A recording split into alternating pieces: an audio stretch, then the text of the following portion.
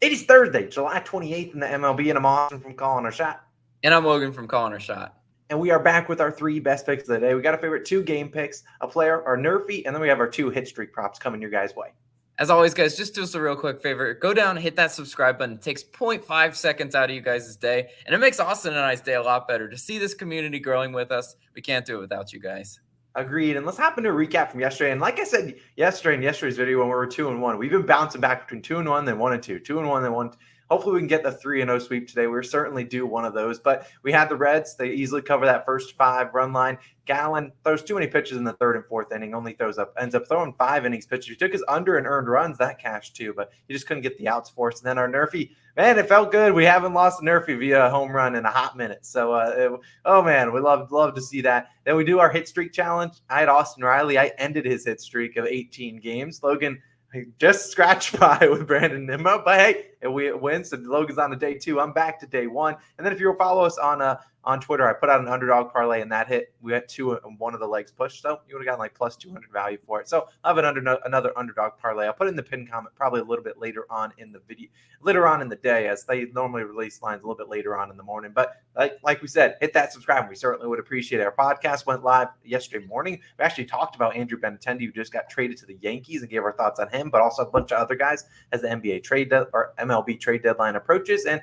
if you don't want to sign up for Underdog, we're going to post the parlay later today. If you want to use code COS or the link in the description, you get a 100% deposit match up to $100. So it's free money. Take advantage of it. It helps another way to help support the channel. But Logan, you hit Reds yesterday. I heard you got another first 5 pick for the people today. Yeah, let's see if we can string together some wins. As you mentioned, Austin, it's like we win one, we lose one, we win one. I don't think we're allowed to hit a play on the same day, Logan. I think probably. Yeah, I don't know what's up with that curse, but it ends today because I like this first 5 pick a lot. Go to the Mariners versus Astros game, and I'm taking the Mariners plus a half run line in the first 5. Currently minus 110 odds on DraftKings is probably your best value. I mean, you can see right here as Austin's pulling up, pretty standard. I mean, BetMGM, I wouldn't take that. BetMGM's got it flip-flopped. But I really do like the Mariners plus a half because, I mean, they're facing Urquidy. And surface level, if you're looking at Urquidy's home stats, you're like, okay, he's a pretty good pitcher. 2.63 home ERA and a 1.17 whip at home. But his kryptonite, let me tell you, has been the Seattle Mariners. 7.58 ERA versus the Mariners and a 2.11 whip versus the Mariners. So you got a whip above 2. You got an ERA flirting around 8. I mean, the Mariners have his number. Straight up, that's just how it is. And today we're picking them plus a half so they can tie or win outright. In the first 5 innings versus Seattle in games started by Urquidy, these are the scores. Seattle won 6-0. Seattle won 6-0. Seattle won 5-3.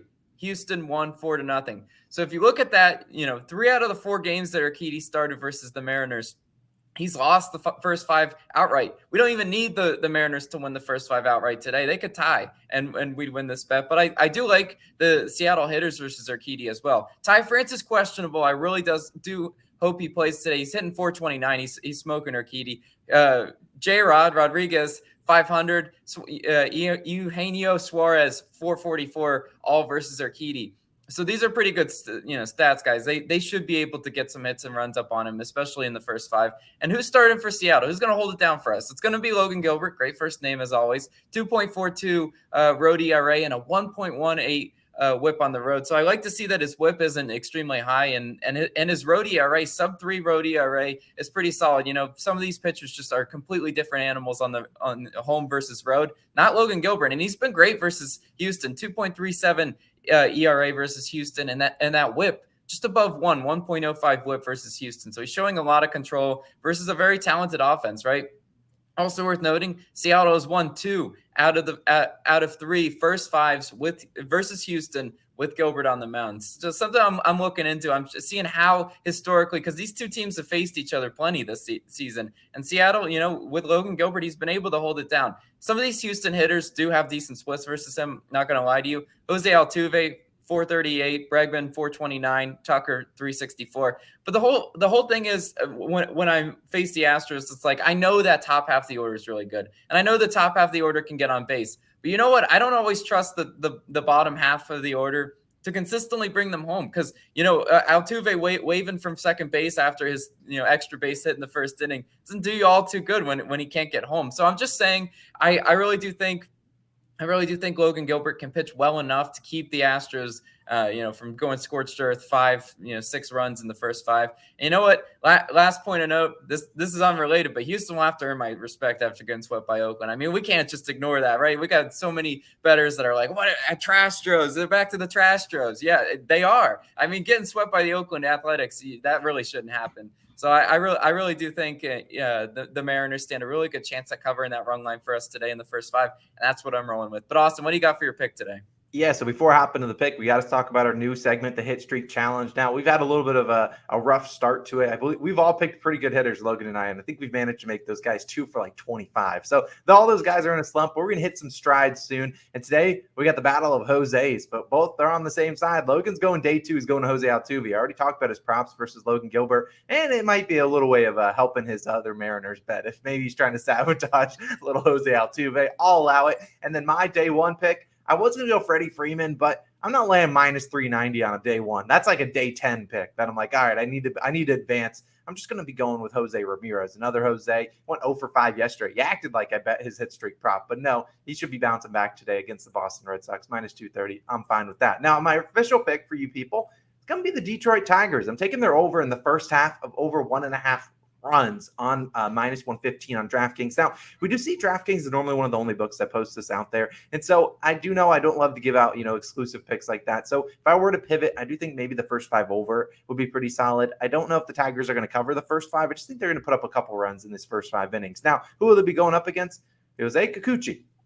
We know Kikuchi, if you haven't been watching him, well, you haven't had a chance to watch him recently because he hasn't pitched since July 5th due to a neck injury. Now, normally I don't like taking pitchers that are coming off like their first start. If maybe they've been sent to minor leagues and they're coming back and maybe they've, maybe introduced a new pitch, maybe fixed some things, but he's coming off an injury. And I don't like to fade those guys coming off injuries, especially a guy like Kikuchi, who this year he's got a 5.12 ERA, a 1.57 whip. The guy's been really struggling this year, and he started 16 games. The opposing team scored 1.5 runs or more in the first 5 in 12 of those 16 games, and that includes 2+ earned runs in 8 of his last 9 starts. He's been really struggling, and we're going to look at some batter splits versus Kikuchi on the Tigers, who likely be in the lineup. Gesh Scoop, batting 375. Miguel Cabrera, 286. Candelario, 333. Haas, 333. I mean, all these guys are hitting pretty well against him. They have some other guys that haven't really seen Kikuchi, but sometimes you don't need to see Kikuchi. Sometimes you're just going to put you on base with a free base runner. And the Tigers' offense has been sporadic, but surprisingly been pretty good versus left-handed pitchers, which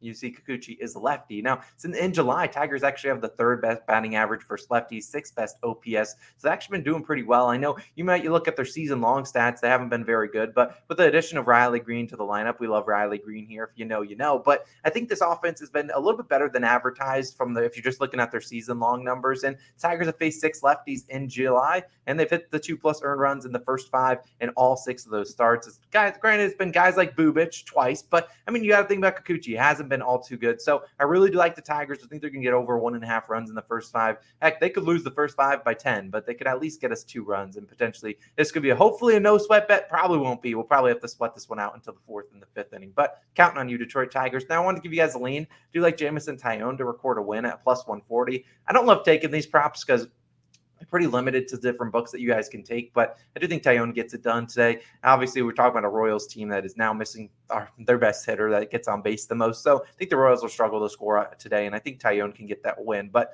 if you want to take that, go for it. But Logan, I think you know what time it is. It's going to be Nerfy Nation time, and you know what? Yesterday was a brutal one. Yesterday, we didn't deserve G-Man Choi. I mentioned his name, and he sent a ball of bleacher. We didn't deserve that, but today we are coming back. We gave out a jinx that they hadn't scored 5 straight first innings. So it was only right. We got it done. But today we're going to the Phillies versus Pirates. We're taking the no-run first inning, minus 110 on BetMGM. Now, we do see a couple different books kind of around the same odds. Sharper books right at minus 110, minus 130 on Caesars. But here's one that we like, and here's a couple reasons why. Now, this is going to be the guy that's going to be sketchy. Mr. Thompson, pitching for the Pirates. He's 10-6 on no-run first innings. He was 8-6 prior to the Marlins. He got to boost his stats a little bit of padding there. But I think, you're taking a chance with him because I like the other guy. But you look at guys against Thompson. Schwarber's 0 for 2. He's obviously going to bat leadoff. Got Hoskins. He's 1 for 1. He did have a double. Hoskins is normally a scary guy, but normally it's really important to get that first batter out. And I think Schwarber can go down by Thompson. I think Thompson gave me those first 3 outs. Also worth noting that the Phillies are only 26th in first inning runs. But who's pitching for the Phillies today, Logan? Yeah, it's probably the best NRFI pitcher in the league right now, right? We got Wheeler, 17-1 on NRFIs this year. So that's been outstanding. And also, guys, one of the worst offenses to me in all baseball, Pittsburgh, 28th in first inning runs. Now watch him hit a moonshot off Zach Wheeler. But for real, I mean, the over-under is at the 8, right? They're not expecting a whole lot of runs in this game. As you kind of mentioned, it is very important to, like, if this NRFI is going to go wrong, it's probably going to be in the Phillies top half of the inning. So I definitely think I'll take my chances with the 3 outs, in the Phillies portion, because if Schwarber does go down, look, if Schwarber doesn't hit a nuke on us, usually those Phillies are a little bit slow starting. I'm just saying that they might be. We need to obviously get Hoskins. No free walks, Zach Thompson, and we should be really solid. NRFI Nation, bounce back edition. Let's go. I mean, the Zach's got to treat us nice today. Zach's and Jose's. That's what we're counting on today. It's simple as that. But yeah, those are going to be our 3 picks of the day. Our parlay of the day, which has been pretty cold recently, but today's we're bouncing back today. Today we're going Dodgers first 5 -1.5, going for a little bit of value there. Urania, we love to fade him. Then we're taking Angels -1.5. It's like plus 308 value. We like that parlay today. It's on OddsJam. If you want to go check out exactly why we like both of those 2 legs, definitely go check that out. Top link in the description. Like I mentioned earlier, Underdog Fantasy parlay will come later on this morning, maybe later on early in the afternoon. Appreciate you guys as always for tuning in. Logan and Austin, we're signing out. We'll see you guys.